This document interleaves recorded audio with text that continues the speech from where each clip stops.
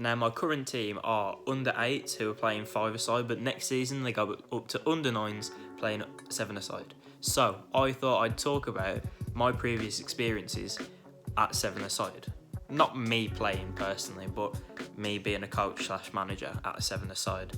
I've used 2 different formations during that time, okay? So what I wanted to do, I wanted to analyse the 2 formations and talk about the strengths of the formations, the weaknesses of the formations, in possession, out of possession, just different things like that. Because I thought it'd be quite interesting, and especially because I haven't really got anything else to do because of everything that's going on right now. Now, first of all, the 2 formations that I used, the first one was a 2-3-1 formation. Now, for those of you who aren't aware of what formations are, this is basically the format and the layout of and the structure of how a team is set up during a game. It's pretty easy, pretty self-explanatory when you see it yourself. I'll also show you a diagram of it using the tactics board. And the other formation is a 3-1-2. Now, the first formation, 2-3-1. This is what it looks like. Very obvious, very self-explanatory. 2 defenders, 3 midfielders, 1 attacker. The strengths of this formation, in my opinion, is that it's easy to coach, it's easy to explain, especially to younger players like I do, like I work with. I feel it's a lot easier to coach and it's a lot easier for them to understand the positions, which is why, to be honest, I prefer 7-a-side than 5-a-side. Like I say, I feel it's a lot easier to coach. But really here, you're looking for your 2 defenders to stay nice and compact when possible. If one has to go out, the other one must shuffle across and cover, and same on the other side. That's just standard, what you'd expect. Now, your midfield 3, you've obviously got your centre midfielder, you've got your right midfielder, and you've got your left midfielder. Now, it's really, really important that your right midfielder and your left midfielder provide the width, because obviously if they're too narrow, you've got no width, and you can't create any space. So you need these 2 to provide the width when in possession, go as wide as possible, and provide that width. But also, out of possession, it's also really, really important that they tuck in, make themselves nice and compact, and hard to beat.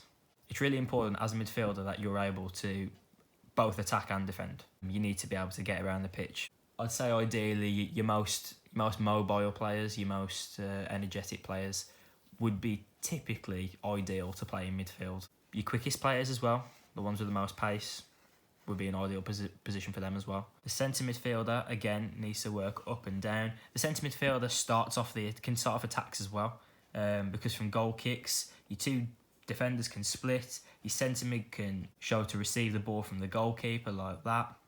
So it's another way of starting the attack, and you've got 3 options to play out from the back. And then, of course, your striker, the front man up here. Now, it's really, really important that these guys provide support to the front man, because obviously you've only got 1 striker, so he can get pretty isolated if he doesn't have the correct support. So you're looking at these 2, and you're looking at the centre midfielder to provide support. So let's talk about in possession. So, like I was saying, playing out from the back, your goalkeeper from the goal kick, he's got 3 options here. Then you've also got your 2 wide players who can either come out wide and allow your striker to come in like that, or let your striker stay up the pitch and get your 2 wide players to tuck in, just to make sure you're not leaving too many gaps. Out of possession, you're looking at this sort of setup, is what I'd say. It's what I'd suggest. You're looking at that sort of setup. So it looks very narrow, but it's very compact. There's not a lot of space in between. If the ball comes out to this side here, everyone shuffles across like this. So your left midfielder and your left-sided defender, as well as the centre midfielder, are all going to be the closest ones to it. But if everyone shuffles across, again, you're keeping nice and compact, so there's not enough space there for the opposition to play through. And exactly the same over this side, your right midfielder, your right-sided defender, your centre midfielder will come across to make a 3, and then everyone else will come across as well to follow. So always trying to stay nice and compact when defending. So it's quite a good formation for that, to be honest. If you're trying to press the opposition when they're playing out from the back, for example, goalkeeper plays it to this defender here. My striker, ideally, want them obviously to go towards the defender to press them, but you want them to make a slightly curved run, a slightly angled run, so to cut off this passing lane here, so we can't go into the centre midfield, and also making it risky for him to go sideways across to his defender. However, if he does go across to his defender, he's playing sideways, he's not playing forwards, so that's half the job done. You're forcing him to go sideways. So really, you're forcing him to either go long and give it straight back to us, or go backwards to the goalkeeper, or play it into this player here, because that's what we're going to try and do. We're going to try and force him into an area where we can win the ball back. So we've cut off his passing lane. He's not going to go there. He doesn't really want to play long. He's being forced to pass it into this area here. So he's going to pass it into their wide player, and once he's passed it there, that's when we can press it. Our wide player can go press on him. He can either nip in and intercept it, or we can just hold him up and force him back. The centre mid comes in as well, so he's got no one to pass to. So now he's in the position where he's either, again, got to go long, he's got to go back, or he's got to try and find a pass inside if he's good enough, but it's going to be difficult with our players around us. So that's what it's all about, trying to force them into an area so we can win the ball back. The second formation, you could call it a few things, to be honest. You could call it a 1-2-1-2, or you could call it a 3-1-2, like I called it a bit earlier on. But that's how I like to call it, a 3-1-2, because I do see it as 3 defenders, 1 central midfielder, 2 strikers. Now, some of you might think, well, that's quite defensive, surely, and this midfielder here on his own is gonna struggle, surely, because having no support around him. Look at the space around him.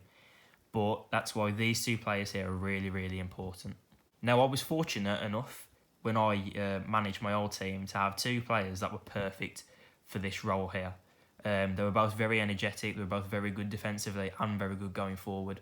So that really, really helped me. In possession, when going forward, you're looking for these 2 players, the 2 defenders, 2 wide defenders, shall I say. You want them to act as wing backs almost. So if you looked at a normal 11-a-side formation where you might play with 3 at the back and then play with 2 wing backs, you look at these 2 players to be wing backs because they need to be able to provide that width. Okay, so if your attack is going down the right hand side, your right hand defender is going to be that right wing back. He's going to provide the width. Okay, and he's going to join in with the attack, with the centre mid, and with the 2 strikers. Whilst this happens, it's leaving a massive gap in behind him, which is why the central defender needs to shuffle across, and then the left-sided defender shuffles across as well. And look, you're back to your 2 at the back formation. And it's exactly the same over on the other side. The left-hand sided defender attacks as a wing-back, provides that width, joins in with the attack with the other 3 players. Your central defender shuffles across, as does your right-sided defender, and again, you've got that structure, you've got that compact 2 at the back, ready to protect you on the counter-attack if need be. If you're really brave and you want to go for a goal, if you're losing 2-1 or you're trying to get a winner, then you can push both forward to try and get all 5 players attacking, and just leave the 1 at the back if you really need to. There's no shame in that, but I wouldn't do it all the time. Just as I say, you're susceptible to the counter-attack in these spaces here, and you're leaving him on his own.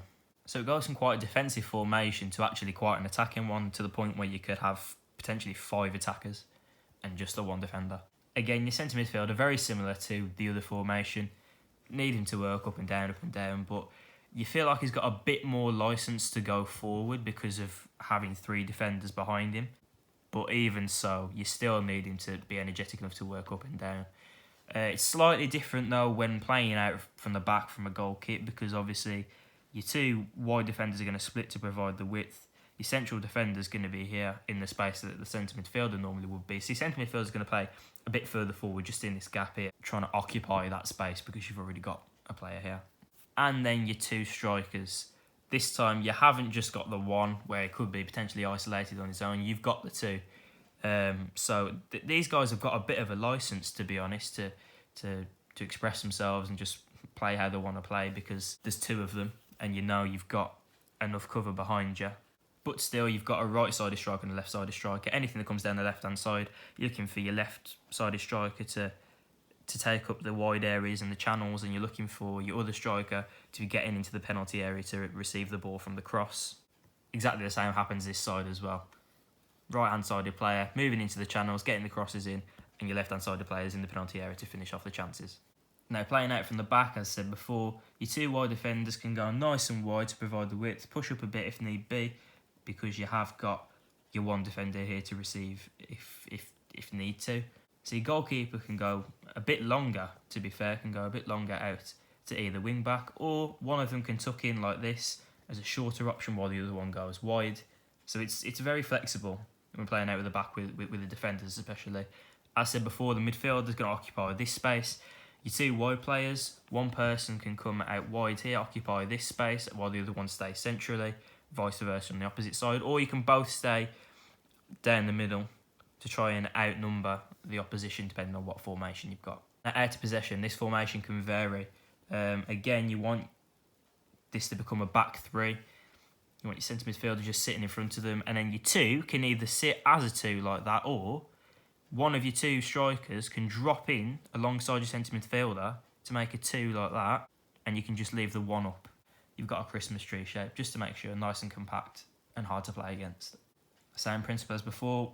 If the player's coming down this side, the left wing back, that's what I'm going to call it, left wing back goes out to put them under pressure.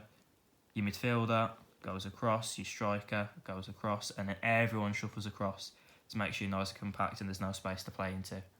Same happens on the other side, but I'm not going to drag all these players over there. You get the idea. Now, when out of possession, pressing from a goal kick, the opposition, again similar to before, will probably look to split the centre-backs like that. The centre midfielder might come in.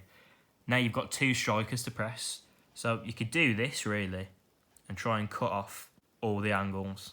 And it's harder for the goalkeeper to play out there. Your centre midfielder needs to come up as well to back them up, like this. And then your back three all press.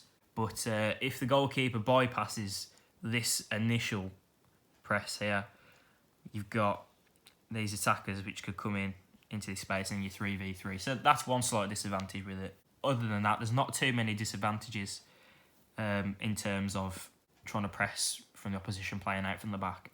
Now, this is a lot harder to coach because there's a lot more intelligence needed from these players in particular. All the players, to be honest, need a bit more intelligence with it because it's a bit more flexible. It's not as structured as the previous formation, which we spoke about. So if these two players aren't aware and they both bomb forward, leaving this player on his own, it is susceptible to the counter-attack. And obviously, if you've got 5 players up the pitch like this, against potentially 1 or 2, even 3 sometimes, if the keeper goes long, needs to, you could be screwed there on the counter-attack, which is why it's really important when one goes forward, the other stays back, just so you've got that protection. If it's 2v2, you can try and hold them up until you get support to come back and help you out. But if it's one man on its own, it's always very hard. And that's what I found sometimes with my previous team. We often have one player left back because the 2 wing backs are both pushed up at the same time. That's one thing I'd say is quite hard and a weakness. It's quite hard to coach it, especially if you've gone from playing a structured formation like a 2-3-1 to go from that to playing a flexible formation like this. It's quite difficult, but it takes some getting used to, but it's really, really effective when it works. So I hope you guys enjoyed that. I thought it was quite interesting, to be fair, from my point of view anyway.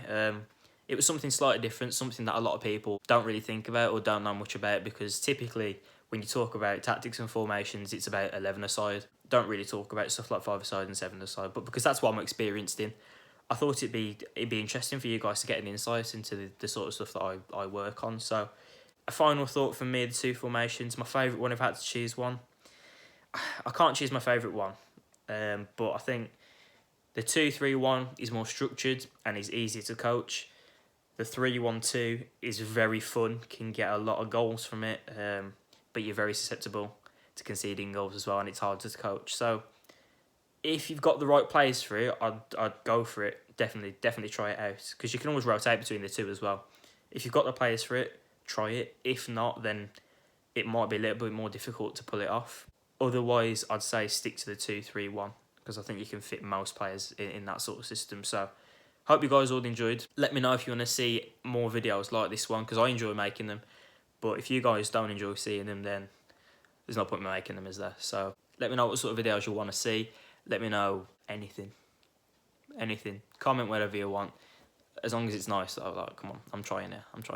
Leave a like, subscribe, share this content with everyone, and I'll see you next time.